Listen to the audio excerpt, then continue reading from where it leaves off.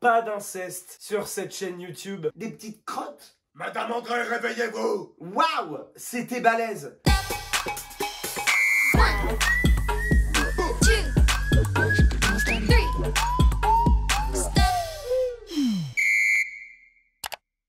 Bonjour à tous, c'est Menzo et bienvenue sur ma chaîne YouTube. Je suis ravi de vous accueillir sur cette première vidéo où je vais parler des pires anecdotes que j'ai vécues en coiffure. Certaines sont drôles, certaines sont tristes, certaines sont choquantes, certaines sont hard, certaines sont dures. Bref, avant ça, n'hésitez pas à souscrire à ma chaîne, n'hésitez pas à mettre un pouce bleu, ça fait toujours plaisir. Et surtout, cliquez sur la cloche pour ne rien louper de mes prochaines vidéos, car je pense qu'en effet, il y aura peut-être des prochaines vidéos. Si vous êtes copains avec Yo-Yo, je refais des vidéos juste pour vous, les copains. Oui, juste pour vous, les copains. Les copains, les copains, les copains. Copains. J'ai chaud. Oh là là. En vrai, je vais vous dire la vérité. Je pourrais ouvrir la fenêtre, mais il y a des cigales qui chantent. Moi, j'adore. Seulement, quand tu enregistres une vidéo, tu sais, t'es là. Voilà, bonjour, j'espère que vous allez bien. Moi, je meurs de chaud. Non, mais clairement, il doit faire au moins 47 degrés dans ma pièce, là. Je n'en peux plus. Ah, tu sais quoi? Moi, j'ai rien à foutre. Et aujourd'hui, je vais vous balancer le top 5 de mes pires anecdotes. Je vais commencer de la plus facile jusqu'à la plus grave. Ça me donne les frissons, les gars. Vous n'imaginez même pas ce qui a pu se passer. La numéro 5. Elle est courte, elle est simple, elle est efficace. Je rencontre pour la première fois Victoria Meo, des Marseillais, parce qu'elle veut changer sa coloration. Après avoir fait un pré-diagnostic, Victoria me dit dans les yeux: Johan, je me trouve un peu trop foncé. Est-ce que tu peux me défoncer? Je vous avais dit qu'il faisait chaud dans cette pièce. Vous avez pensé que c'est simplement cette histoire qui me donne chaud? Me défoncer, te défoncer. En fait, tu veux dire simplement t'éclaircir peut-être? Oui, voilà, c'est ça. En fait, trop foncé, j'aimerais bien que tu me défonces. Elle me le redit une deuxième fois, la gamine. Heureusement, pas d'inceste sur cette chaîne YouTube. Je sais qu'il y en a beaucoup d'entre vous qui vont me dire: hé, alors, tu as défoncé, hein? Victoria est devenue ma meilleure amie, ma sœur, mon ange, ma vie, tout ça. On ne défonce pas sa famille, enfin. Et je lui ai fait un blond trop cool qu'elle a gardé 1 an avant de partir sur tout un tas d'autres couleurs. Rose, brun, mi-châtain, mi-clair. Peut-être qu'un jour, on tentera peut-être un petit bleu. Mais ça reste à voir. Maintenant, après cette histoire un peu olé olé, je vous propose directement de passer à la 4e anecdote. Nous sommes toujours dans mon salon. Je reçois une nouvelle cliente qui n'avait encore jamais pris rendez-vous. Cette dame, pour faire très simple, elle a une base de 4, donc un châtain, et elle veut finir roux. Donc, pour les professionnels, un 744. Donc, c'est un blond cuivré intense. Elle a ça de racine, c'est normal, c'est mon métier. Je suis là pour lui apporter le roux qu'elle désire, afin d'avoir une belle brillance, une luminosité incroyable et surtout une couleur éclatante, un petit peu comme Fauve dans Danse avec les stars. J'attaque donc ma coloration, je prépare mon petit bol, j'arrive aux racines, je lui prépare tout ça. Et au moment où j'ai terminé la coloration, que me dit ma future rouquine? Stop! Il faut rincer ma couleur! Je me dis, qu'est-ce qui se passe? Pourquoi il faut rincer la couleur? Pourquoi? Elle me dit, non, non, stop! Il faut rincer la couleur. Je suis enceinte. Vous êtes enceinte, je l'ai vu. Je l'ai vu de mes yeux, vous avez un bide. Il est énorme. Bien sûr que vous êtes enceinte. Elle me dit, oui, mais mon bébé, du coup, quand je vais accoucher, il va naître roux. Alors, je vous avoue que j'ai eu un petit temps d'arrêt. Va naître roux.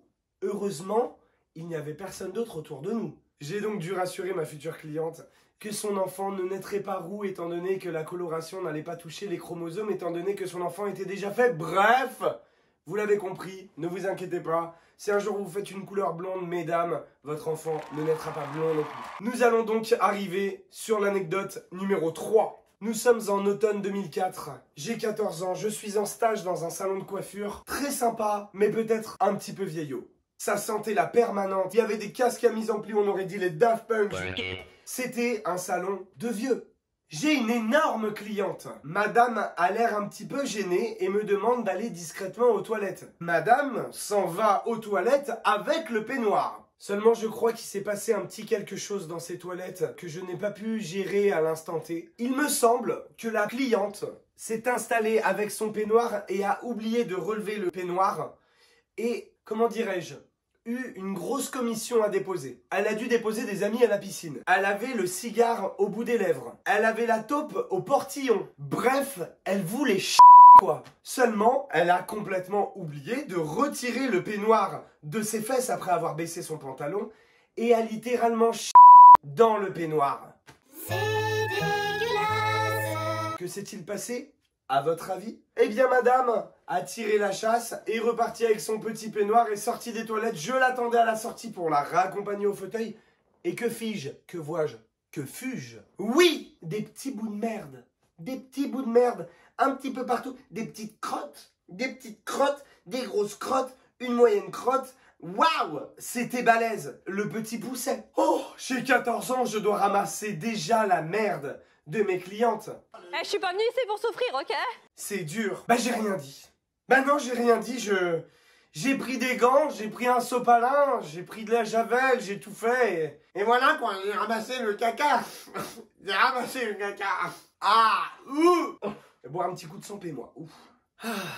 Cette histoire, c'était vraiment la merde, si je peux me permettre cette petite vanne. Passons donc à l'anecdote numéro 2. Nous sommes en 2007, je travaille en apprentissage dans un salon de coiffure. Je suis entré dans ce salon il y a à peine 1 mois et demi et je comprends littéralement que mon patron est là pour faire un maximum de chiffres. Nous sommes un samedi en plein mois de décembre pendant les périodes de Noël. Mon patron n'a pas envie à une seule seconde de perdre 1 euro. Il accepte tout le monde. Les défrisages, les permanentes, les balayages, les colorations, les coupes-hommes, les brochings, les mises en pli, les chignons. Bref, c'est une journée de dingue. Nous sommes que 4 coiffeurs, il y a 17 clients qui attendent. Il y en a qui attendent avec du papier d'alu, il y en a qui attendent sous un casque à mise en pli, qui renvoient encore pour faire chauffer. C'est reparti. Le mec, il est sur tous les dossiers, il est là pour s'en foutre plein les poches. Plein.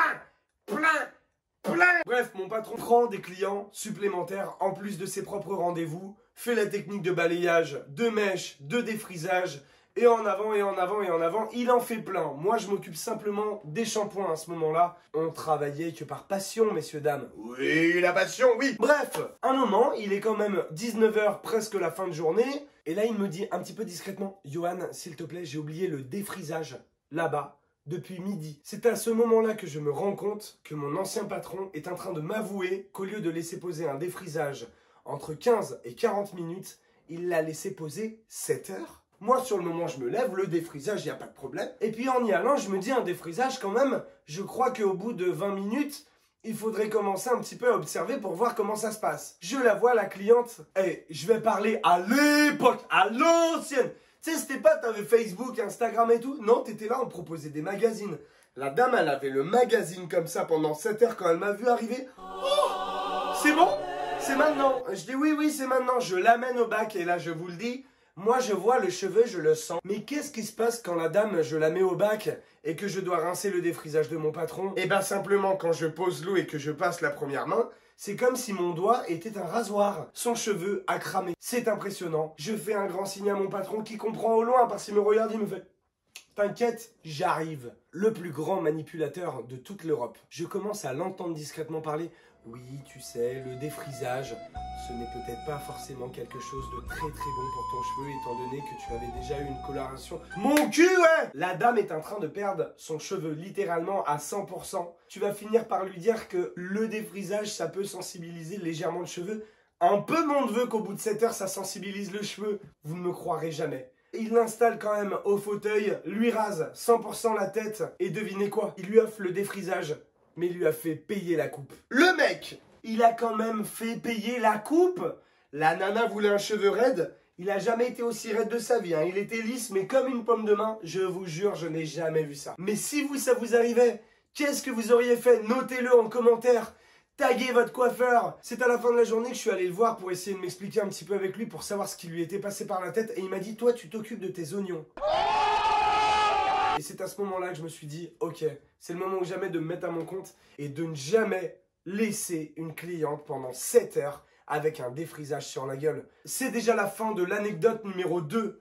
Mais vous allez me dire comment c'est possible de faire une histoire encore pire que de devoir raser la tête d'une cliente à qui on a laissé un défrisage pendant 7 heures. Je vais vous le dire, et ce sera ma dernière anecdote et ce sera la numéro 1. Je fais donc un stage dans un salon de coiffure pour la première fois de ma vie en 4e. Nous sommes en 2003-2004.